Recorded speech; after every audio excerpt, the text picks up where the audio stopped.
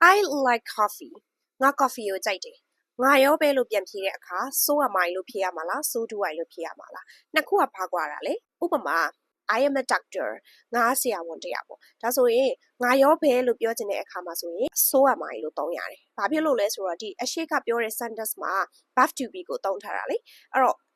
I am a doctor verb to be ကိုသုံးထားတဲ့အတွက်ပြန်ဖြေတဲ့အခါ so am I so do I လို့မဖြေရအောင်ဆိုတော့ I like coffee ငါ coffee ကြိုက်တယ်ငါရောအတူတူပဲလို့ဖြေတဲ့အခါမှာ so am I လို့မသုံးရဘူး။ဘာဖြစ်လို့လဲဆိုတော့အရှိကပြောတဲ့ sentence မှာ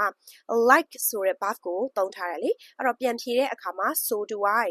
ငါလည်း coffee ကြိုက်တယ်အတူတူပဲလို့ပြောချင်တာ so do I like strawberry cake ငါ strawberry cake ကြိုက်တယ် so do I am happy ငါပျော်တယ် so am I ငါလည်းအတူတူပဲ okay နော်ဒါဆိုရင်ညီမကြတယ်မှာဆိုရင်ဘယ်လိုသုံးလို့ရလဲNeither am I, neither do I လို့သုံးလို့ရတယ်။ဥပမာ I don't like coffee ငါ coffee မကြိုက်ဘူး Neither do I ငါရောပဲ I'm not tired ငါပင်ပန်းမနေပါဘူး Neither am I ငါရောပဲအတူတူပဲလို့ပြောချင်တာ Okay နော် So I can drive a car ငါကားမောင်းနိုင်တယ် So can I ငါရောပဲ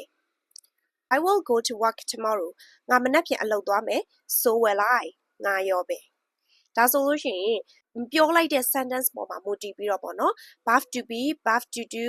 now can will modal verb ဒီအပေါ်မှာမူတည်ပြီးတော့ so am I so do I so can I so will I ဒီလိုမျိုးပြန်ပြီးတော့ဖြေတာဖြစ်ပါတယ်ဒါဆိုရင်အကျိုးရှိမယ်လို့မျှော်လင့်ပါတယ် bye bye